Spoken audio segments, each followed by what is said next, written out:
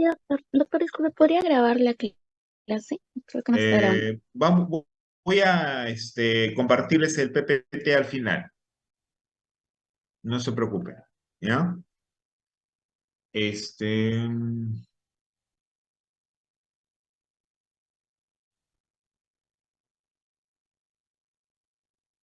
bueno, primeramente ya nos hemos saludado. Quien habla es el doctor Roger Burga Gutiérrez, tutor del grupo 2 de Delicias de Villa.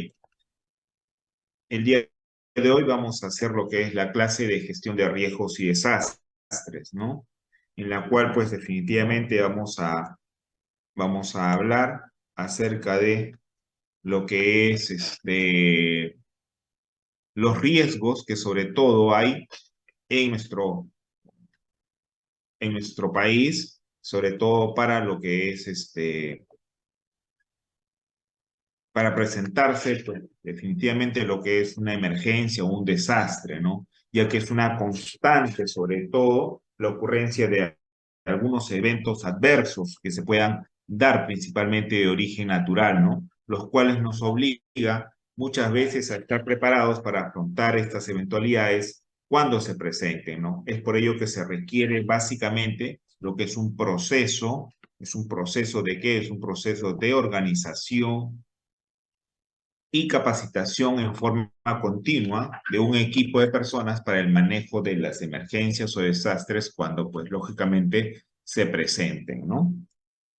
Entonces, bajo este concepto, tenemos que de una u otra manera saber de que el Perú está, pues, forma parte sobre todo del círculo de fuego del Océano Pacífico, en la cual pues se encuentra casi el 85% de lo que es la actividad sísmica en el mundo, ¿no? Por este motivo tenemos que estar siempre preparados para la ocurrencia de un evento sísmico, llámese un temblor, un terremoto, cuando pues lógicamente se presente, ¿no? En la mayoría de los países latinoamericanos son vulnerables a los desastres naturales como los terremotos, huracanes, inundaciones. Las consecuencias pueden ser de una u otra manera inmediatas y que de una u otra manera van a disminuir sobre todo o afectar sobre todo, generar víctimas humanas y no solamente víctimas humanas, sino también va a debilitar la infraestructura y a largo plazo puede incluso afectar los planes de desarrollo de lo que es de los países sobre todo, ¿no? Es por ello que de una u otra manera, tenemos que saber el concepto de lo que es la palabra de desastre, ¿no? Esto viene de unas raíces griegas, des y aster, que significa negación y astro, la negación de los astros a la buena fortuna de las personas, o por ende a un augurio del inicio de las calamidades o fatalidades correlacionadas sobre todo, ¿no? Entonces, en función a ello, la Oficina Nacional de Desastres, en el 2009 plantea pues lo que es una definición también con respecto a lo que es el desastre, ¿no? En la cual manifiesta que es una seria interrupción, sobre todo en el funcionamiento de una comunidad o una sociedad que ocasiona una gran pérdida de muertes, al igual que las pérdidas e impactos materiales, económicos y ambientales que exceden sobre todo la capacidad de respuesta de la comunidad o la sociedad afectada para hacer frente a la situación mediante el uso de sus propios medios, ¿no?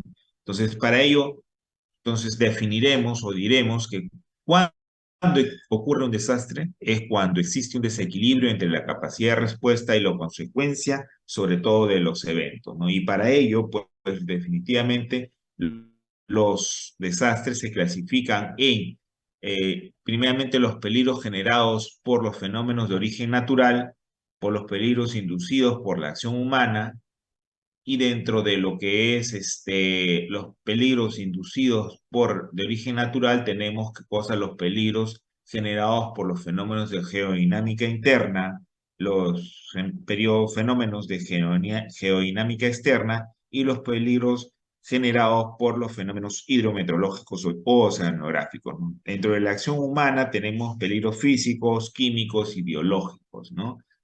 Entonces, dentro de los peligros naturales, como hemos dicho, geodinámica interna, tenemos los sismos, los tsunamis, actividades volcánicas. Dentro de la geodinámica externa, vamos a encontrar lo que es el deslizamiento, rectación, propagación lateral, deformaciones gravitacionales profundas. Y dentro de los hidrometeorológicos o oceanográficos tenemos pues definitivamente las inundaciones, las lluvias, las granizadas, el fenómeno del Niño y en sí entre otros, ¿no? Para ello pues hay una fórmula con respecto a lo que es el riesgo, ¿no? Un momentito vamos a admitir al resto de sus compañeros que está ahora sí.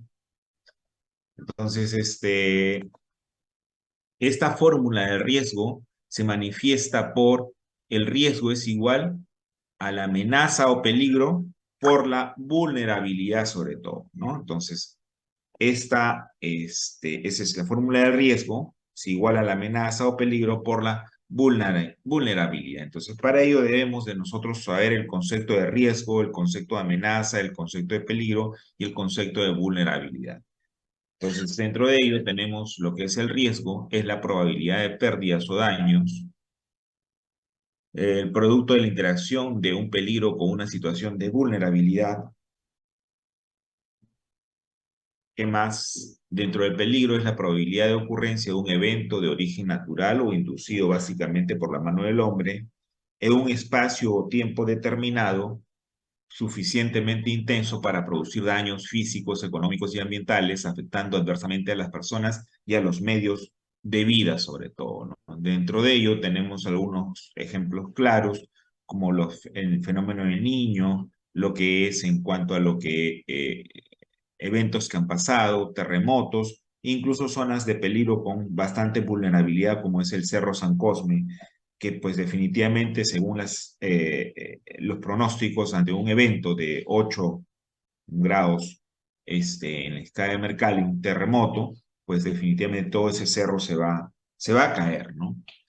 Entonces, y ahí tenemos que considerar lo que es también la vulnerabilidad, ¿no? Entonces, dentro de la vulnerabilidad tenemos qué cosa, tenemos que decir que es la susceptibilidad de una unidad social, puede ser la familia, la comunidad o la sociedad entera, en cuanto a la estructura física y actividad económica para sufrir daños por acción de un peligro. Pueden ser físicos, sociales, económicos, culturales, ¿no? Dentro de ello hay algunos factores en cuanto a lo que es la vulnerabilidad. Esperen un ratito, por favor.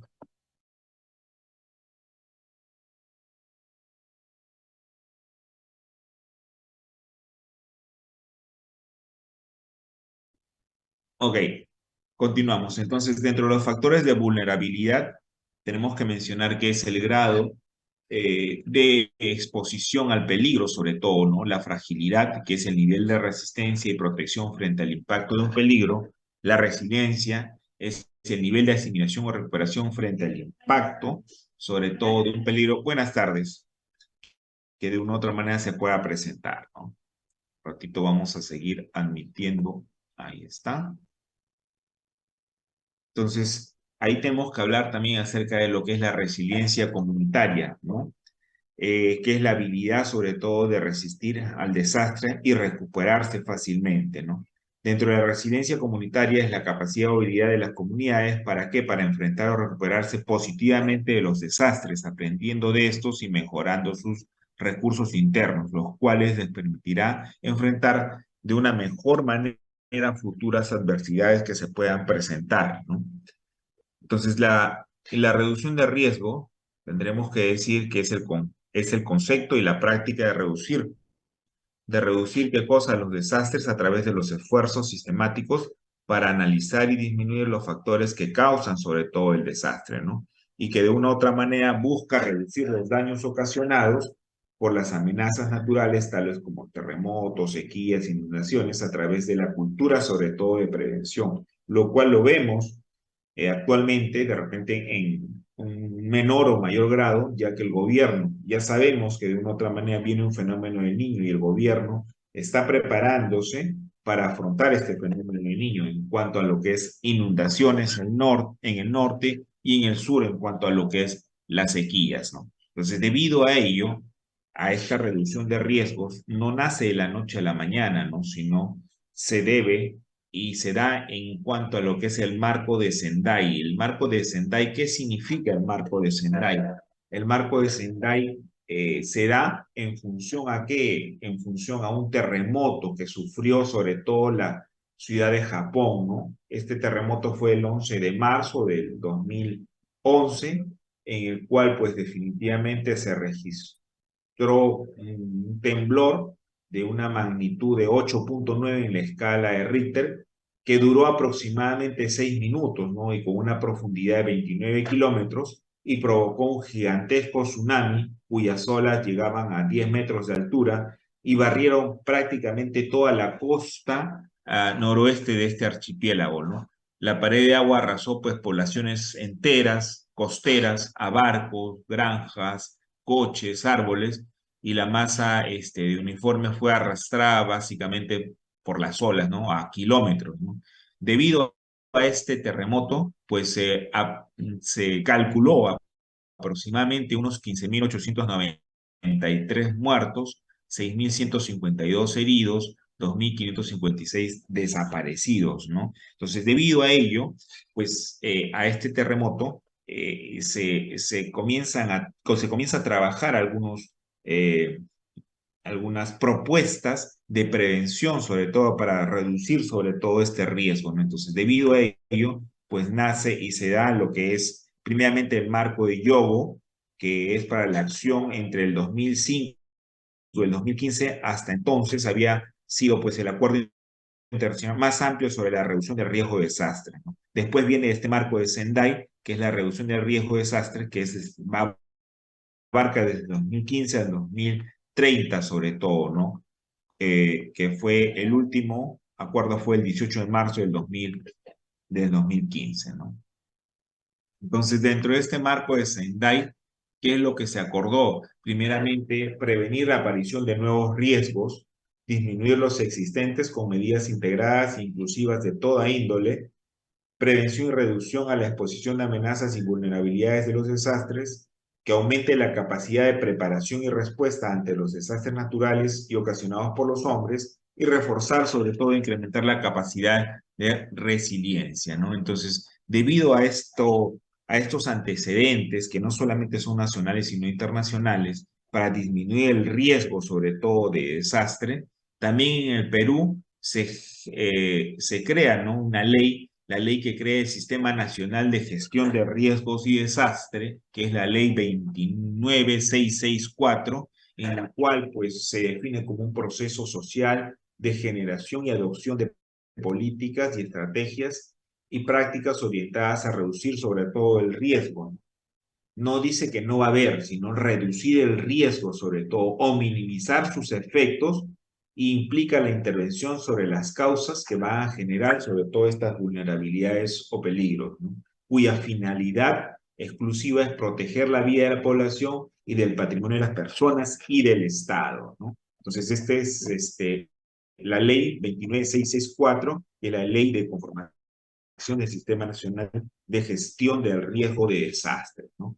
Entonces, dentro de esta ley, como ya le hemos dicho, es un sistema interinstitucional, sinérgico, descentralizado, en la cual, pues, un ratito vamos a admitir a dos de sus compañeros, ya, en la cual, pues, cuya finalidad es identificar y reducir estos riesgos asociados sobre todo a peligros o minimizar sus efectos, ¿no? Para, mediante lo que es procesos o instrumentos de gestión de riesgos y desastres.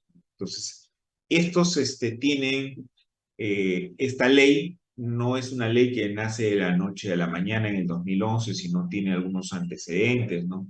En 1970, en 1970, comienza, ¿qué cosa? Comienza a, de una otra manera, el Estado a preocuparse debido al terremoto que hubo en Yungay, mediante el Ministerio de Salud, en la cual brindó la atención a la población afectada en el sismo ocurrido en la ciudad de Huaraz, en Ancash, ¿no? Asimismo, en el 72 se crea la Secretaría Técnica Nacional de Defensa Civil, en el 87 el Instituto de Defensa Civil, en el 2005 se da lo que es las normativas en el marco de acción de IOTO, en el 2010 es el Acuerdo Nacional en el cual se aprobó la política, se aprobó lo que es la política de gestión y riesgos con la política 32 sobre gestión del riesgo de desastres con la finalidad de, ¿qué? De proteger la vida, la salud y la integridad de la población, ¿no? Entonces, y en el 2011 ya se crea en sí lo que es este Sistema Nacional de Gestión de Riesgos y Desastres. Este Sistema Nacional tiene, ¿qué cosa? 5 títulos en los cuales, pues, se enmarca sobre todo este Sistema Nacional de Gestión de Riesgos y Desastres, ¿no? En el título 1 se habla acerca de generalidades, en el título 2 habla acerca de qué, de lo que es los componentes de esta gestión de riesgos y desastres, que tiene 3 tipos de componentes, un componente prospectivo, un componente correctivo, un componente reactivo, y también habla acerca de qué, de los procesos que de una u otra manera, perdón, que se habla de los procesos como estimación del riesgo, prevención, reducción, preparación, respuesta, rehabilitación y reconstrucción, ¿no? En el título 3, en cuanto a la organización, habla acerca de qué es la composición de este sistema de gestión de riesgos, ¿no? Que va a estar básicamente dado por lo que es la presidencia del Consejo de Ministros, el Consejo Nacional de Gestión de Riesgos de Desastres, que es el CONAGER. Después viene lo que es el CENAPRED, que es el Centro Nacional de Estimación de Prevención y Reducción del Riesgo de Desastres, el INDECI, que es el Instituto Nacional de Defensa Civil, los gobiernos regionales y los gobiernos locales, y ese plan que se encarga de qué, se encarga del planeamiento estratégico, ¿no? Que es el Centro Nacional de Planeamiento Estratégico, y viene después las entidades públicas como las Fuerzas Armadas, Policía Nacional, entidades privadas y la sociedad civil organizada, ¿no? Para ello, tiene que cosa este SINAGER lo que es instrumentos, como ya lo hemos mencionado, el Plan Nacional de Gestión de Riesgos y Desastres, la Estrategia de Gestión Financiera, los mecanismos de coordinación, Sistema Nacional de Información, lo que es Radio Nacional, Defensa Civil y Medio Ambiente, ¿no? Y también dentro de lo que es sus componentes está lo que es las sanciones que hay en caso de no cumplir con lo que es esta normativa, ¿no? Entonces, hablamos acerca de la definición de la Política Nacional de Gestión de Riesgos y Desastres y concluiremos qué cosa. Concluiremos que es el conjunto de orientaciones dirigidas a que impedir o reducir los riesgos de desastres, evitando la generación de nuevos riesgos sobre todo y efectuando una adecuada preparación en cuanto a la atención, rehabilitación y reconstrucción ante situaciones de desastres, así como a minimizar sus efectos adversos sobre la población, la economía y el ambiente, ¿no? Y en función a eso, esta ley tiene algunos objetivos, ¿no? Sobre todo los objetivos que se van a priorizar son la institucionalizar y desarrollar el proceso de la gestión de riesgos y desastres a través de que el Sistema Nacional de Gestión de Riesgos y Desastres, fortalecer el desarrollo de capacidades en todas sus instancias, incorporarse e implementar la gestión mediante lo que es planificación, mediante lo que es los recursos humanos y sobre todo fortalecer la cultura de prevención y aumento de la resiliencia sobre todo, ¿no? ¿Para qué? Para el desarrollo sostenible, ¿no? Asimismo, si ya lo hemos visto, lo que es este modelo de gestión de riesgos y desastres, va a estar dado por un componente político, que es la presidencia del Consejo de Ministros, por un componente técnico, que es el CENEPRED y INDECI, y un componente ejecutor que son los gobiernos nacionales, los gobiernos regionales y locales, ¿no?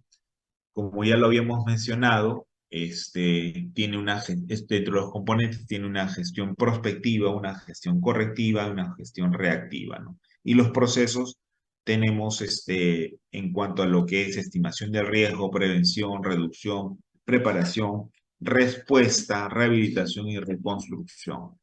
Dentro de lo que es gestión prospectiva, tendremos que decir que es el conjunto de acciones que se planifican y realizan con el fin de de evitar y prevenir la formación de un riesgo futuro, sobre todo.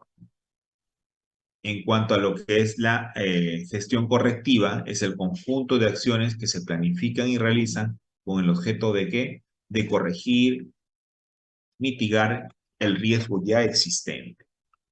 Y dentro de la gestión reactiva es el conjunto de acciones y medidas destinadas a enfrentar primeramente los desastres, ya sea por un peligro inminente o por materialización del riesgo que de una u otra manera puede estar ahí. Habíamos hablado también acerca de los procesos, ¿no? Entonces, tiene el primer proceso es el proceso de estimación del riesgo que comprende las acciones para generar sobre todo el conocimiento de los peligros, analizar la vulnerabilidad y el desarrollo de los niveles de riesgo. Después viene lo que es la prevención de riesgo, comprende las acciones que se orientan a evitar y generar nuevos riesgos. Es importante porque permite reducir sobre todo la generación de estos nuevos riesgos mediante lo que es la prevención.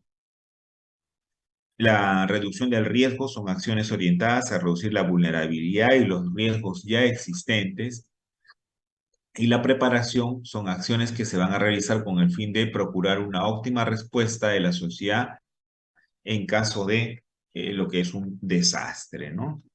Un momentito, vamos a admitir a sus compañeros, ok.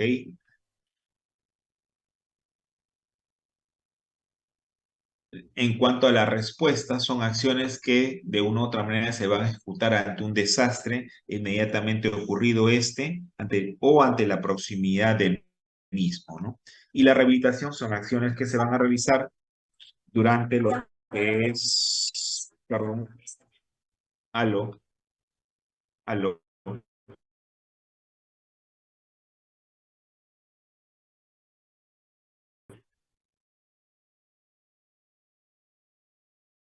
como les decía, en cuanto a la rehabilitación, son acciones que se van a realizar para restablecer los servicios básicos indispensables, permitiendo normalizar las actividades de la zona afectada por el desastre, ¿no? En cuanto a la reconstrucción, vamos a decir que son qué cosa, perdón.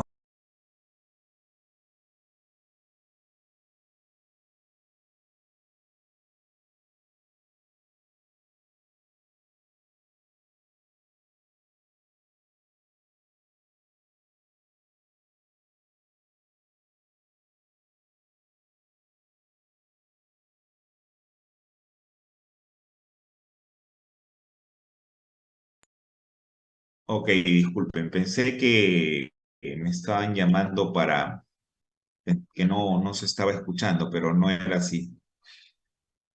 Bueno.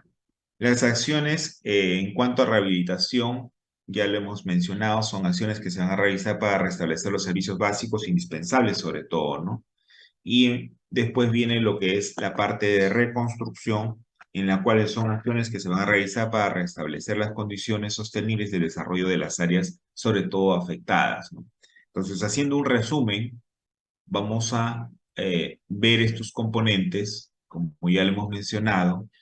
Hay un componente prospectivo y correctivo que va a abarcar los procesos de estimación, prevención, reducción y reconstrucción, y el componente de la gestión reactiva que abarca los procesos de preparación, respuesta y rehabilitación. Eso tiene que tenerlo siempre presente, ¿ya?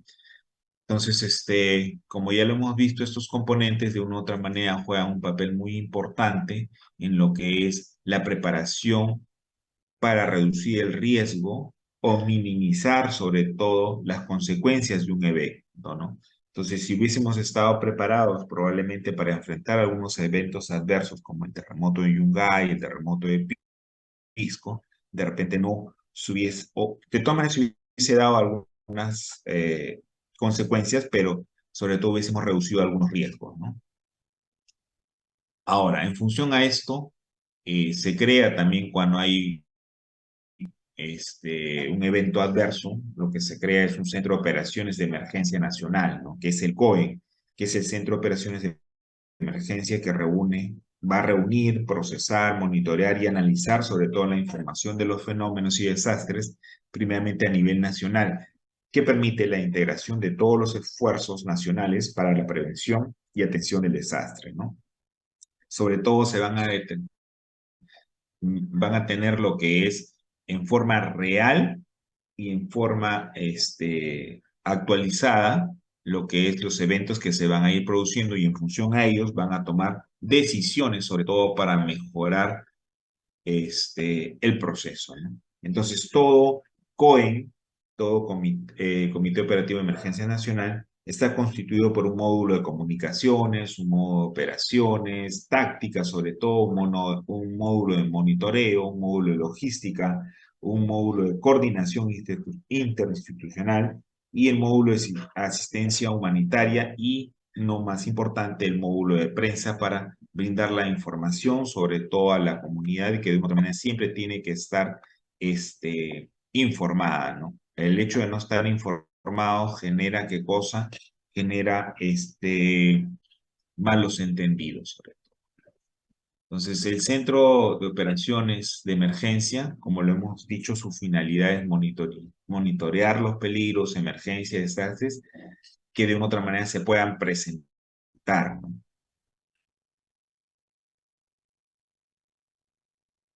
Está conformado, este centro de operaciones de emergencia puede ser nacional, puede ser regional y puede ser local, pero siempre está conformado por el presidente regional o el alcalde respectivamente, los directores o funcionarios de las áreas de operaciones que sean determinadas por la normativa estándar generada por INDECI, la Cruz Roja y la Policía Nacional, ¿no? Entonces, cuando hablamos acerca de de lo que es preparación para lo que es un evento adverso, siempre tenemos que considerar qué cosa, que debe haber una participación social sobre todo, ¿no? Y se debe saber qué hacer, con qué recursos contamos, quién será el responsable, cuándo finalizará en función a lo que es un plan, el financiamiento también, cómo se evaluarán incluso los resultados, ¿no? Entonces, para ello, ante la presencia de un evento adverso que se pudiera presentar, es muy importante que ustedes como alumnos y futuros médicos que se van a encargar de establecimientos de salud en donde en lo que es su SERUM, tienen que, lo primero saber es preparar un plan familiar ante un desastre, ¿no? Es una tarea que de una u otra manera se está dejando, que está colgada en la plataforma del curso, en la cual pues hay una rúbrica en la cual cada alumno presentará el informe a su docente, el cual será calificado, ¿no? Entonces, en función a eso, vamos a hablar un poco acerca del plan familiar ante un desastre, que de una u otra manera se tiene que desarrollar. Entonces, este plan de emergencia familiar, de una u otra manera, tenemos que saber qué cosa, que para elaborar este plan de emergencia familiar, primeramente tienen que estar, eh, tienen que estar comprometidos todos los integrantes de la familia, ¿no?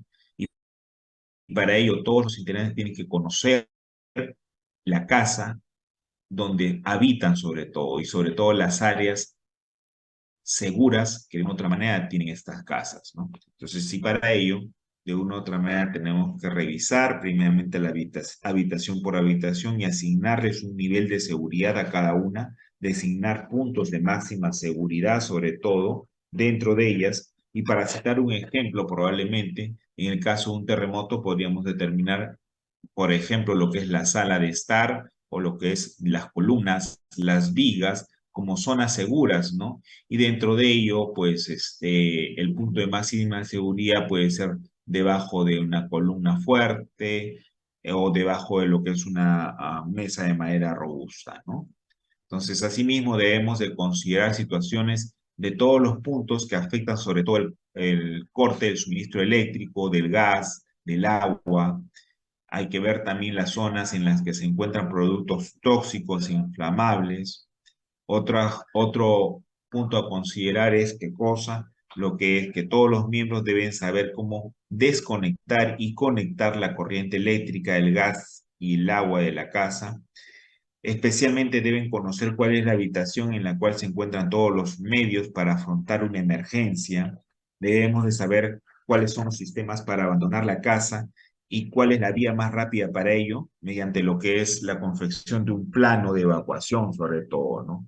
Ver sus puntos seguros, si es conveniente o no abandonar la casa. Si estoy en un piso 12, si estoy en un piso 15, ¿será conveniente abandonar la casa?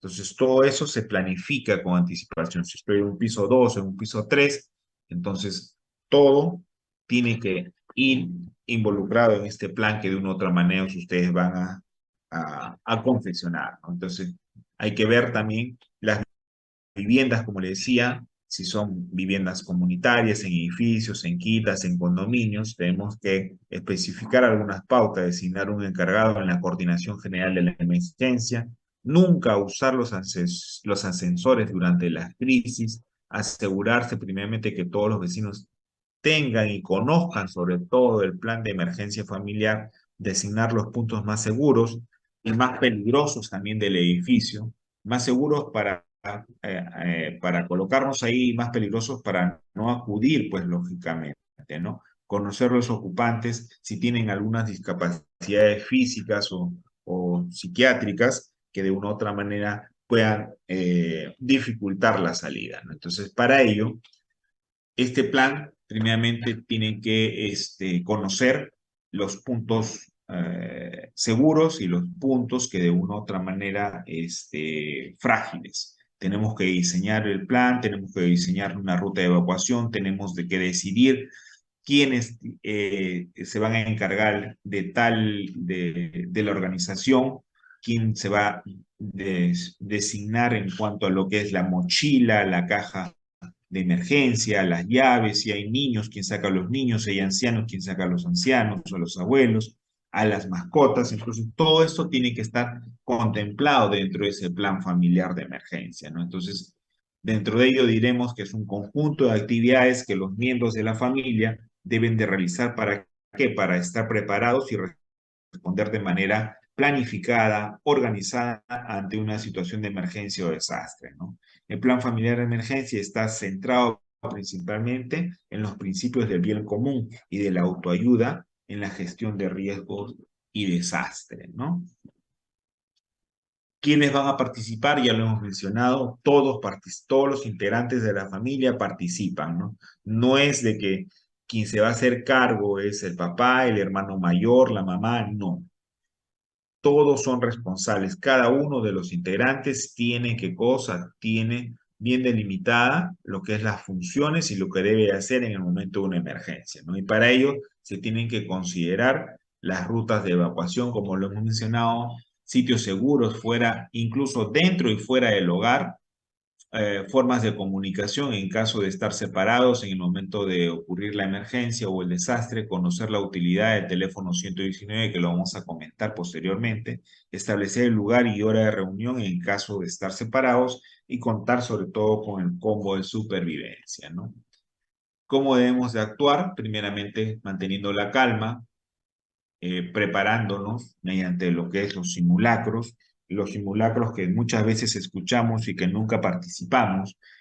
Estos simulacros van a hacer que de una u otra manera podamos conocer primeramente dónde estamos, cuáles son nuestras rutas de evacuación y estar preparados para escenarios como terremotos, inundaciones, incendios, ¿no? Dependiendo de los simulacros que se puedan hacer, ¿no? Incluso esos simulacros no solamente se hacen en el día, sino en la noche, porque una cosa es muy diferente afrontar lo que es un problema o una emergencia en el día cuando todo se ve y en la noche, pues cuando todo está oscuro, pues hay bastante dificultad y cuando hay un evento mayor, no hay luz eléctrica, no se cortan lo que es la luz eléctrica, ¿no? Entonces tenemos que estar preparados para ver quién atiende a los heridos y entre otras cosas, ¿no? Entonces, eso es muy importante, ¿no? Entonces, todos los hogares deberían contar básicamente, primeramente, con los medios mínimos para hacer frente a una situación de emergencia, ¿no? Muchas veces decimos qué cosa, que no hay espacio, que casi nunca los utilizamos cuando almacenamos nuestros alimentos, pero pues eso muchas veces nos puede salvar la vida, ¿no?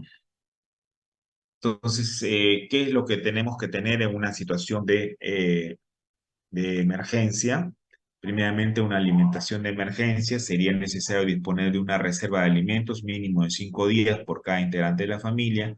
Debemos de almacenar alimentos ya preparados que no requieran de conservación en frío y que puedan ser ingeridos sin preparación alguna. Si contamos con una cocina de camping o similar, no será difícil el calentar algunos alimentos. Debe prestarse especial atención en el agua potable, debiendo de estar estos en recipientes sobre todo cerrados para evitar la contaminación. En cuanto a la evacuación, debemos de ver si es conveniente o no la evacuación en los momentos de mayor tensión o pánico, entre ellos la población. Por tanto, se debe instruir a todos los miembros de la familia a mantener la calma y a estar ordenados, ¿no?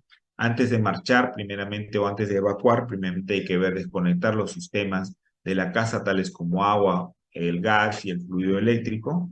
Y también debemos de una u otra manera saber qué cosas llevar en caso de evacuar, ¿no? Entonces, muchas veces salimos y nos olvidamos de los documentos personales. Después del evento no sabemos cómo identificarnos.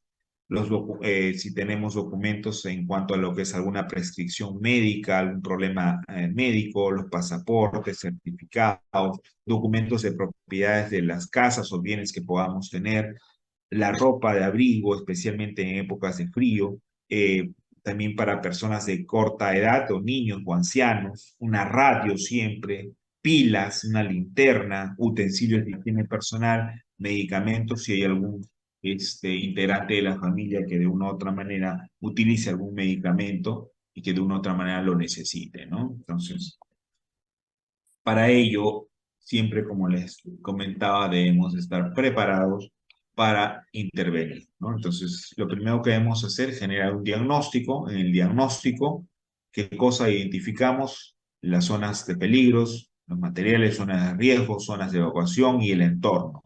Y como estrategia vamos a reforzar las estructuras, el mantenimiento, fijar los muebles sueltos, las rutas de evacuación, los simulacros que de una u otra manera se puedan presentar y determinar sobre todo las funciones y los responsables de una u otra manera. Entonces, para ello, hablamos de que de un plano de evacuación domiciliaria. Este plano todos debemos de conocer. Estos planos debemos de ver dónde están las zonas seguras, las zonas peligrosas, las zonas frágiles, dónde están las conexiones de agua, luz, desagüe. Entonces, para que de una u otra manera podamos actuar fácilmente, ¿no? Siempre hemos hablado acerca del combo de emergencia, ¿no? El combo de emergencia está dado por la mochila y la caja de emergencia, ¿no? La mochila básicamente es transportable por los miembros de la familia y contiene artículos indispensables para 2 miembros adultos.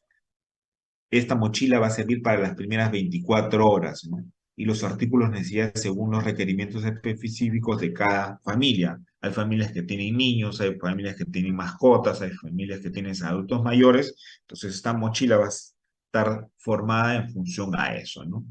Entonces, ahí en la mochila vamos a considerar lo que es papel higiénico, toallas, paquetes de paños húmedos, un botiquín de primeros auxilios, comidas enlatadas, comidas no perecibles, lo que es monedas, linternas, billetes, dinero de baja denominación, sobre todo, ¿no?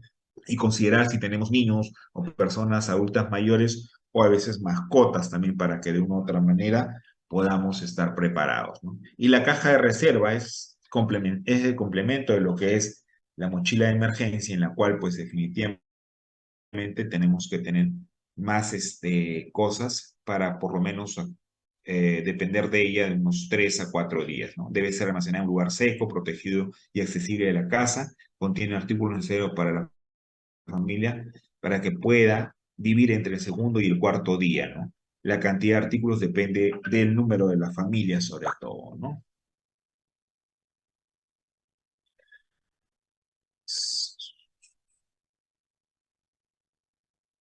El número 119 es un número que se activa básicamente cuando hay un desastre. Este número, de una u otra manera, ¿cómo funciona? Seleccionar el número de celular o teléfono fijo en el cual se dejará un mensaje de voz.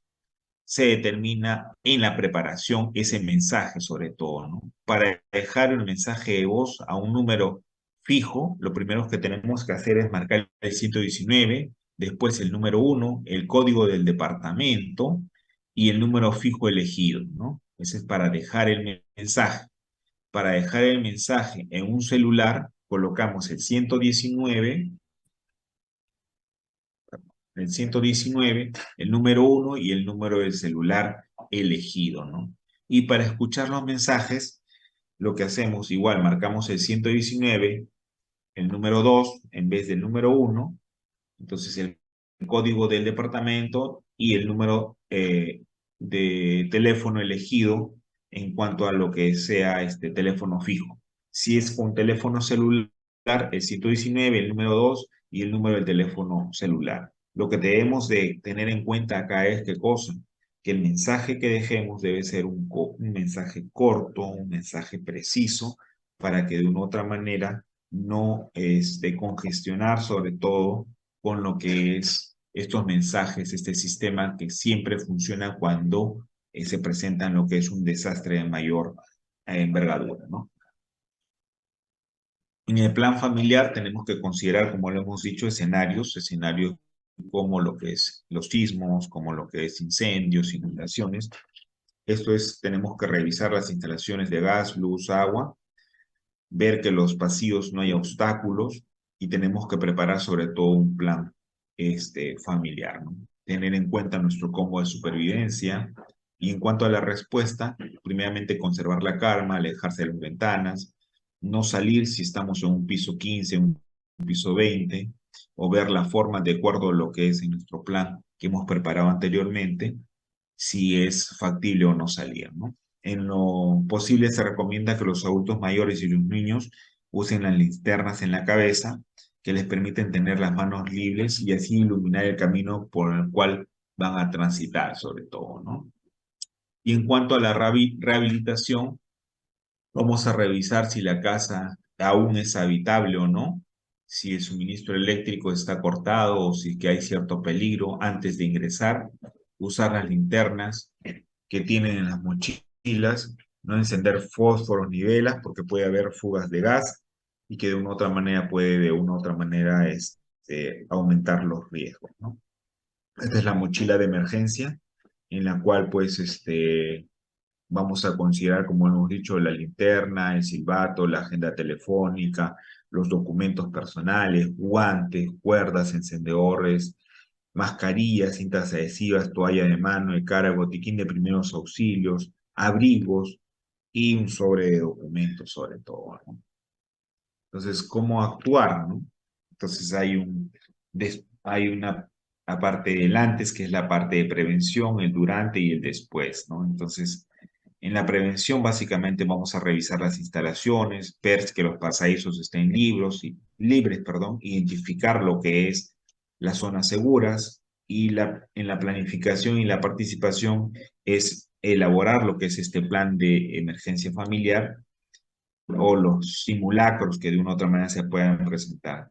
Durante la emergencia, en que podría ser un terremoto o un temblor, tenemos que conservar la calma, no usar los ascensores, alejarnos de las ventanas, ubicarnos sobre todo en las zonas seguras, ¿no? Y después tenemos que revisar el lugar, el punto de encuentro, hay que ya ponernos de acuerdo y solo usar lo que es la linterna y hay que ver las personas heridas sobre todo, ¿no? Que de una u otra manera se puedan presentar.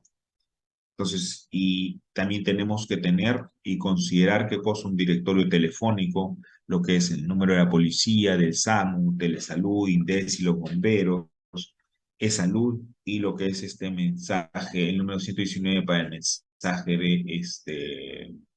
de emergencia, ¿no? Habíamos visto que también tenemos que considerar qué cosa, los espacios vulnerables que puedan haber para no transitar por ahí y como les decía, ustedes van a elaborar su plano de evacuación familiar, que va a estar dentro de su plan de evacuación familiar, de su domicilio, considerando estos puntos que les voy a, va a estar colgado ahí en el,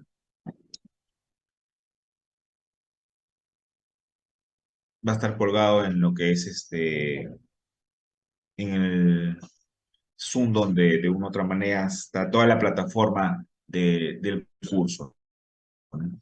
Ahora, el Perú también está organizado para afrontar eventos mayores. Y dentro de esos eventos mayores tiene el sistema de alerta temprana. Este sistema de alerta temprana, de una u otra manera, va a contemplar algunas cosas, ¿no? Se crea también en función a lo que es el Sistema Nacional de Gestión y Riesgo con la Ley 29664, en la cual pues eh, hace hincapié a tres cosas básicas que de una u otra manera van a estar dentro de estos componentes de los sistemas de alerta temprana. Primeramente, al conocimiento del riesgo, al monitoreo y seguimiento, a la difusión y comunicación y sobre todo a la capacidad de respuesta, ¿no?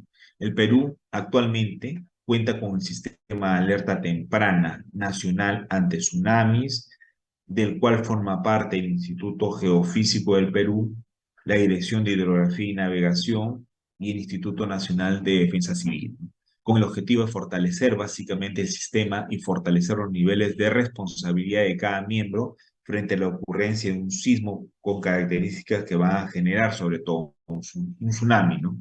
Ya lo habíamos visto, ¿no? Este terremoto que hubo de 8.9 en Sendai, en la cual a raíz de esto se comienzan a tomar mayores previsiones. En el 2015 se firma y oficializa el protocolo operativo del Sistema Nacional de Alerta Temprano ante Tsunamis, el mismo que ha sido actualizado en el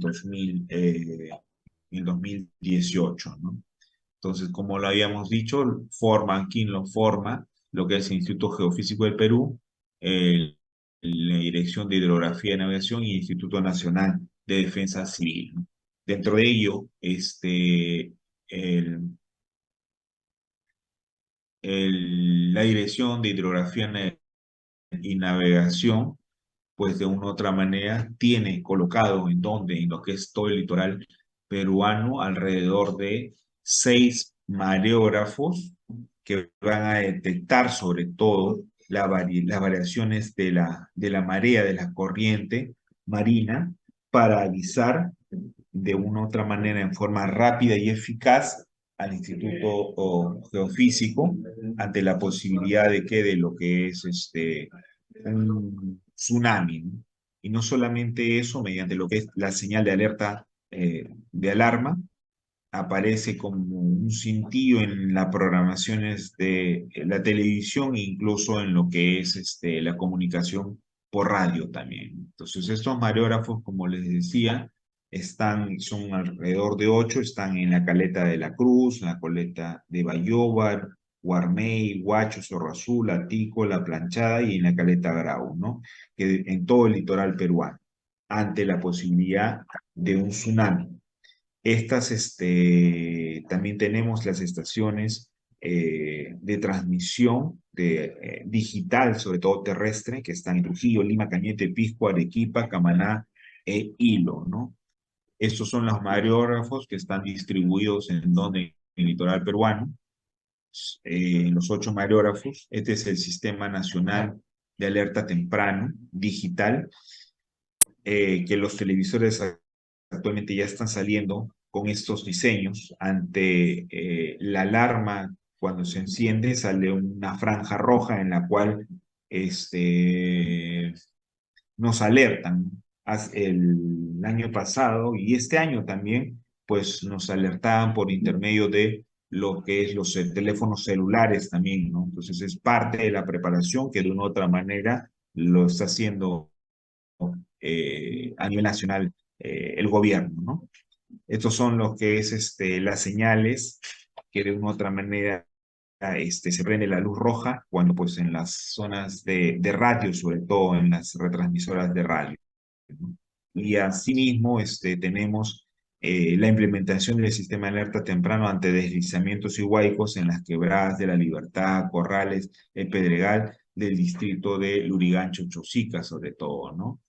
Estos sistemas fueron donados por la comunidad internacional de Corea del COICA a la municipalidad de Chosica, sobre todo ante la presencia de estos huaicos, ¿no? Entonces, bueno, hasta aquí hemos conversado con respecto a lo que es la parte de emergencias y desastres. Vamos a conversar con respecto ahora, con respecto al triaje, ¿no? Al triaje que uno de una u otra manera tenemos que realizarlo ante la presencia de lo que es un evento mayor, ante un movimiento de masa mayor, ¿no? Los objetivos, primeramente, en triaje, es conocer las situaciones de múltiples víctimas, no solamente de un herido, dos heridos, sino 30, 40, 50 heridos y saber que, o a más, y saber qué hacer en ese momento, porque muchas veces el no hacer va a dificultar qué cosa, va a dificultar salvarle la vida a esa persona o puede generar consecuencias a largo plazo en la salud, sobre todo de la persona, ¿no? Asimismo, conocer los tipos de triaje y sus momentos, sobre todo conocer y aplicar el triaje short y el triaje STAR, sobre todo, ¿no? Dentro de ello hay fases en cuanto a la atención médica de la emergencia, ¿no? Tenemos una fase prehospitalaria que es en el foco, básicamente que es el puesto médico de avanzada, ¿no? El puesto médico de avanzada en la cual se hace el triaje y la atención inicial y el segundo triaje que es en la evacuación, sobre todo en la ambulancia, y el tercer triaje que vendría a ser ya el triaje a nivel hospitalario, que es en la recepción, triaje y en la atención final, sobre todo, ¿no? Entonces, cuando hablamos de una atención de víctimas en masa, definiremos qué cosa que son los procedimientos de emergencia que se realizan con el propósito de que de salvar la mayor cantidad de vidas y de brindar el mejor tratamiento a la salud con los recursos básicamente disponibles, locales sobre todo, en una situación de emergencia masiva o de desastre, ¿no? Cuyas características son que sea oportuna, que sea adecuada, que sea selectiva sobre todo, ¿no? Y en cuanto al triaje, es el procedimiento médico dinámico consistente en la evaluación rápida de las víctimas para determinar prioridades en cuanto a la atención. Los criterios para la asignación de prioridades van a depender de qué? De la gravedad de la víctima y de la probabilidad de la sobrevivencia, sobre todo de esa persona, ¿no? Entonces, para ello, pues utilizamos lo que es algunos colores, ¿no? Entonces los identificamos con el color rojo, amarillo, verde y negro, ¿no? El rojo son graves, pero con buenas probabilidades de sobrevivir. El color amarillo son pacientes moderados. El color verde, que es la prioridad 3, son pacientes con daños leves y el color negro son aquellos que de una u otra manera ya están muertos o en situación de difuntos, ¿no? Entonces, la prioridad uno, que es para la, el color rojo, son aquellos en la cual se aplica a los lesionados de cuidados inmediatos, quienes requieren básicamente una atención médica urgente, ya que por la gravedad de sus lesiones pueden perder su vida y con los recursos disponibles tiene la probabilidad sobre todo de sobrevivir. La prioridad 2 se aplica a los lesionados, que son los cuidados intermedios o diferibles sobre todo, quienes requieren una atención médica, pero que da lugar sobre todo a la espera, ¿no? Y la prioridad 3 se reserva para aquellos lesionados de cuidados menores, ¿no? O o a los que presentan lesiones leves, que su atención puede dejarse para el final sin que por ello se vea comprometida básicamente su vida, ¿no? Como lo vemos acá. Entonces tenemos que tener en cuenta primeramente el tipo de desastre, el número de heridas, los recursos hospitalarios, las posibilidades de evacuación, de transporte, el grado de control local de la emergencia, el tipo de la gravedad la localización de las lesiones, la recuperación inmediata y el pronóstico. Y todo ello, de una u otra manera, tenemos que hacerlo. No tenemos el tiempo de 5, 10, 15 minutos como a nivel hospitalario podemos realizarlo, ¿no? Se hace en menos de un minuto, ¿no? Mayormente entre 30 a 40 segundos en la clasificación de los pacientes, ¿no? Para determinar cuál va a ser su destino final. Entonces, en función a eso, hablamos de un triaje básico, es rápido y sencillo, hecho directamente en la zona de impacto en función a la necesidad de tratamiento inmediato. Nivel 2 se realiza ya en el área de concentración de víctimas o puesto de médico de avanzada basada en la urgencia de evacuación para el tratamiento definitivo, que es lo que es el transporte. Y el nivel 3 es el que realiza básicamente a nivel hospitalario, ¿no? Entonces, para ello, hablamos de que del triaje short, en la cual, pues, de una u otra manera, tenemos que ver si el paciente sale caminando, si el paciente habla sin dificultad y obedece órdenes sencillas, si respira o ya está fallecido y si tiene hemorragias o zona de sangrado, ¿no? Entonces, para ello, si ese paciente sale caminando, no hay ningún problema, va a qué cosa, una prioridad 3, color verde. Si no sale caminando, sale con dificultad o necesita la ayuda y encima qué cosa, habla sin dificultad, va a una prioridad 2. Pero si no habla y habla con dificultad, va a qué cosa, y no obedece órdenes, respira con dificultad, está de una u otra manera con una hemorragia presente, va a la prioridad 1 color rojo. Y si pues definitivamente en esa evaluación vemos que ya deja de respirar, que hay una hemorragia profusa, pues definitivamente va a un color negro, ¿no? El triaje STAR es básicamente lo mismo. La diferencia es que aquí vemos el llenado capilar y vemos la frecuencia respiratoria, sobre todo, en la para identificar si es prioridad 1, prioridad 2 o prioridad 3. Y en función a esto, los planes de contingencia se realizan ¿para qué? Para estar preparados, ¿no? Es realizar los simulacros y de una u otra manera poder actuar rápidamente y con el conocimiento debido, ¿no? Entonces, dentro del el gobierno también, pues definitivamente ha generado lo que es instrumentos legales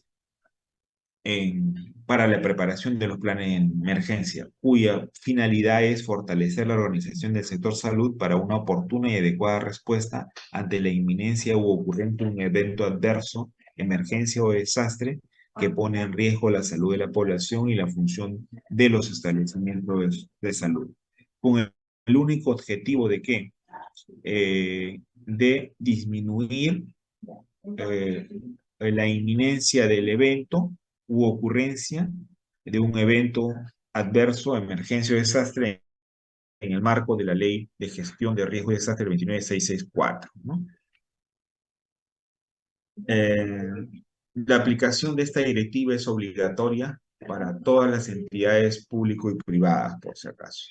Tiene lo que es una estructura que lo van a hacer ustedes probablemente en su SERUM como médicos jefes cuando les toque estar en cuanto a la introducción, finalidad, objetivos, base legal, determinar los escenarios, si es un escenario de terremoto, de inundación, de incendio, qué van a hacer en cuanto a la organización, los procedimientos específicos que van a dar, las actividades, el presupuesto y financiamiento, el monitoreo, la evaluación y los anexos que de una u otra manera van a estar dados en función a lo que es la matriz de actividades, los escenarios que se van a presentar.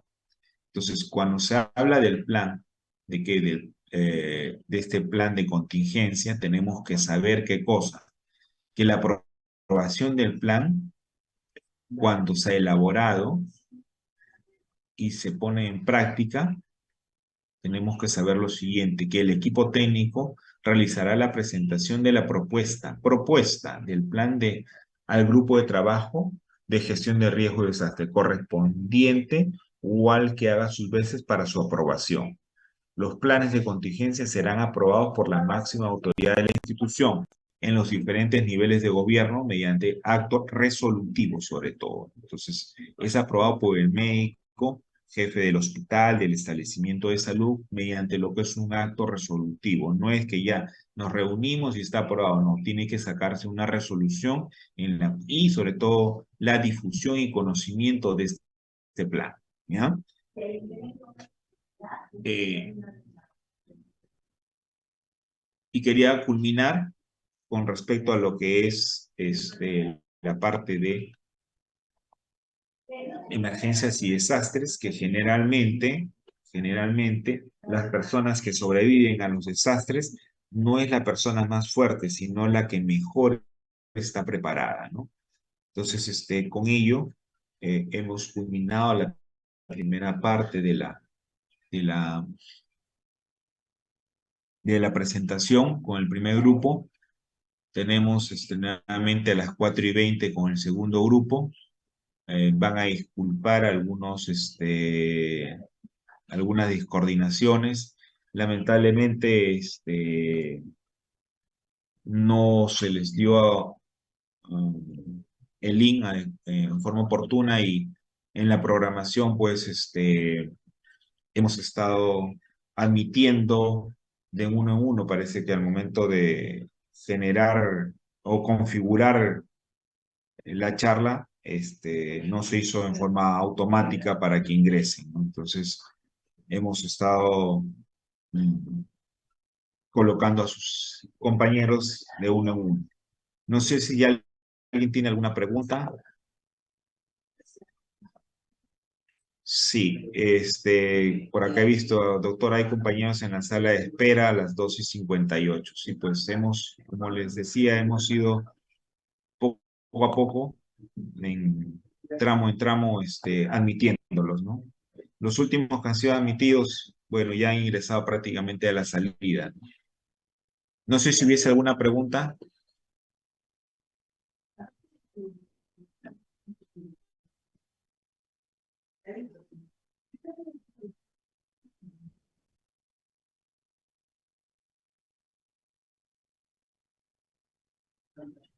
Adriana, Adriana Valdivia, ¿alguna pregunta? ¿O Adriana Lévano? Ah, no, Alexandra Lévano.